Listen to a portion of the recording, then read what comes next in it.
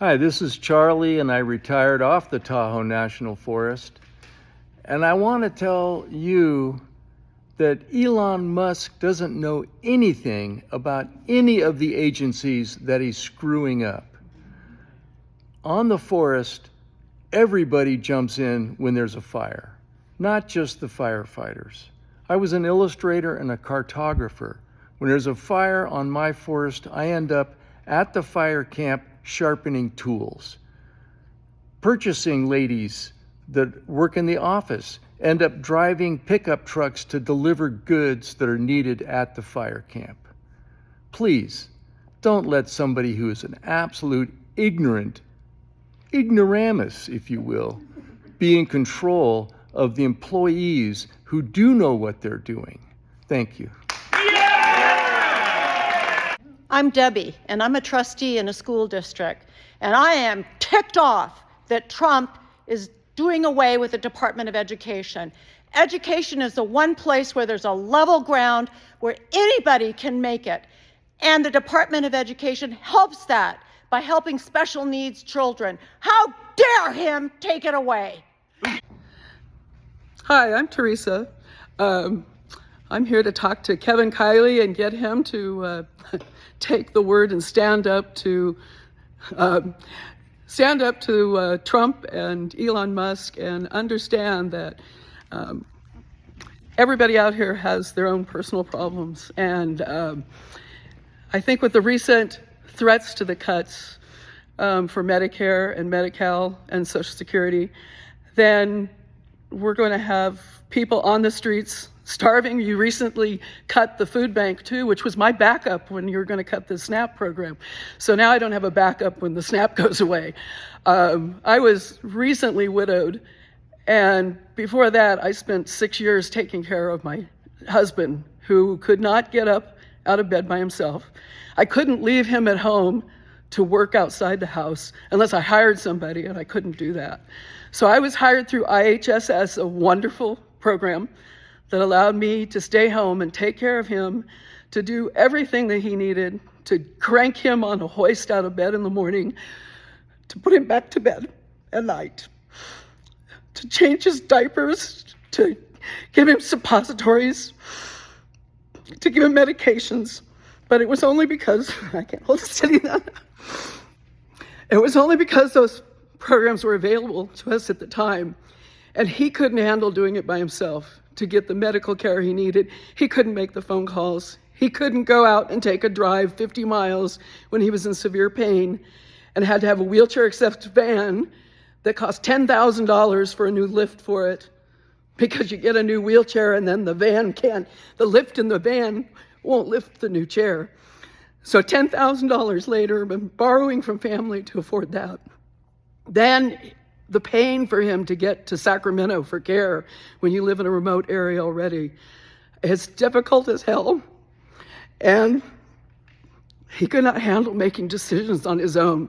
So I was trying to take care of him and make sure that I made all the appointments that he needed, filled out all the government documents that he needed, made sure that everything was filed on time. And then he died. And then I not only lost him, but I lost my job because I was working IHSS. I could have went out and done another patient, but right then, after losing him, I couldn't do that. So now I'm on Social Security, spousal support, and SNAP. And with everything going on right now, I don't know where I'm going to be. I don't know where I'm going to be in another year or two. I know I have family around, and I'm probably luckier than a lot of people. In fact, I know I am. I've met a lot of them in the medical system that are going to be by themselves without the programs that you guys have cut.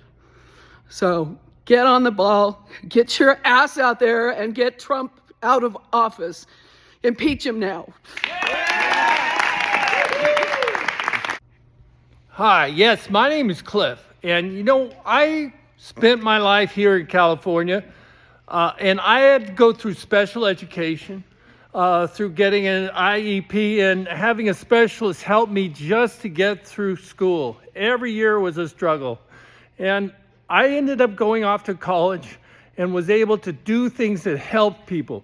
Well, now I'm a parent, And my daughter was every single year needing the exact same support. She had a specialist who, with great diligent care, get her to a place where she is now an engineer of a big energy company. And she is providing the energy needs for us here in California. And I'm just so proud of her. But why are these people destroying the Department of Education? This is insane. We have to do something about this government and change it now. Hi, I'm Barbara, and I'm married. It's important you know that because that has a lot to do with what I'm about to say. 5 years ago, we celebrated the 100th anniversary of the 19th Amendment granting women the right to vote. Today, Trump, by executive order, is attempting to invalidate that for married women. It isn't just Trump, it's the entire Republican Party. How do I know that? Because they already tried to do this in 2024, and by the way, Kevin Kiley voted yes. It's called the SAVE Act, and the only thing they're really trying to save is their own power, because when the voters find out what they're doing, we're going to vote them out. Now, the SAVE Act supposedly is going to protect our voting rights, but what it really does is suppress it. It's a made-up problem, and they're using that to justify the ability to take away the right to vote. Now, did you know that 79% of women in the United States change their last name when they get married? And the only way that they can vote is if their last name matches their birth certificate. Now, how many of those women have a birth certificate that matches their current married name? And if they don't have a passport, they have nothing to document their citizenship. The SAVE Act is in Congress right now. Trump's executive order is likely illegal, but the SAVE Act is pending in Congress. If you don't speak up now, you're going to lose your right to vote, whether you're married or not. Thanks. So I'm just curious, the national forests that have these park services, they're also keeping trails open and accessible. Now, if they stop doing this, and of course, people pay a fee, doesn't completely cover the cost of the employees who are cleaning these trails, but essentially those fees will no longer be available.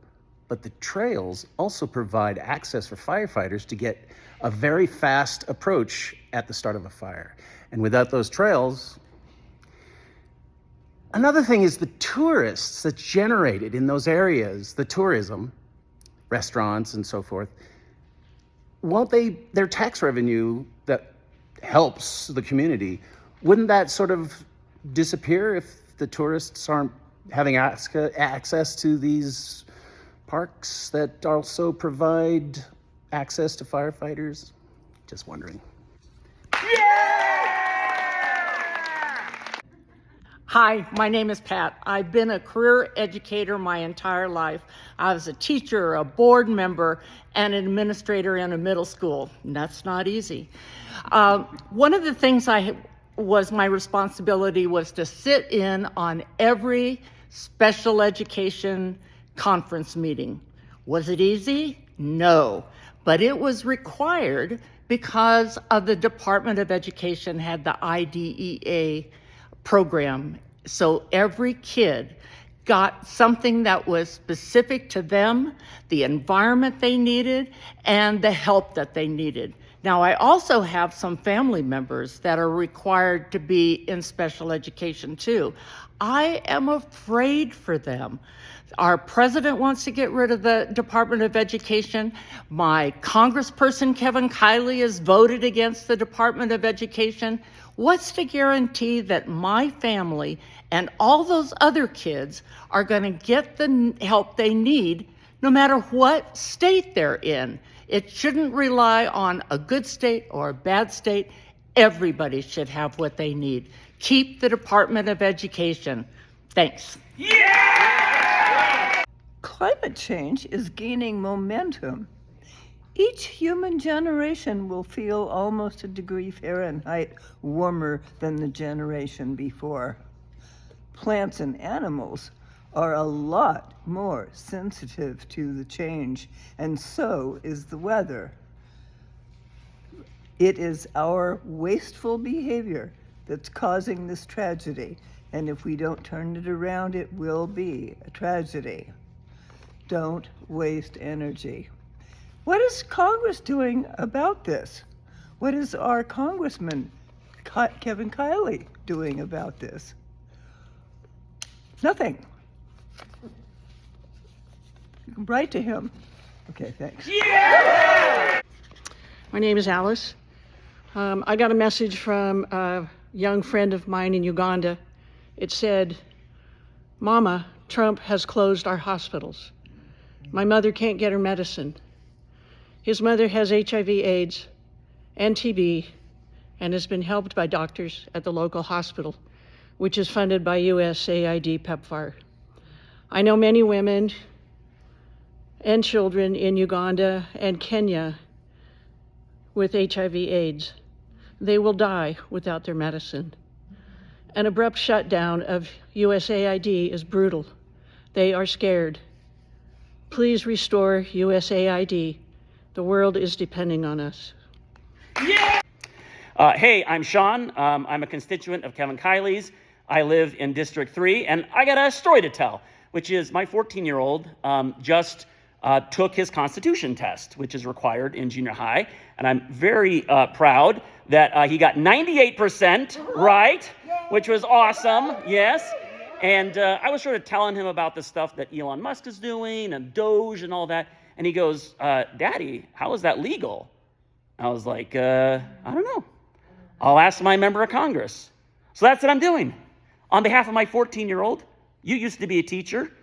You know, maybe put down your politician voice and pick up your old teacher skills and explain it like you would a 14-year-old.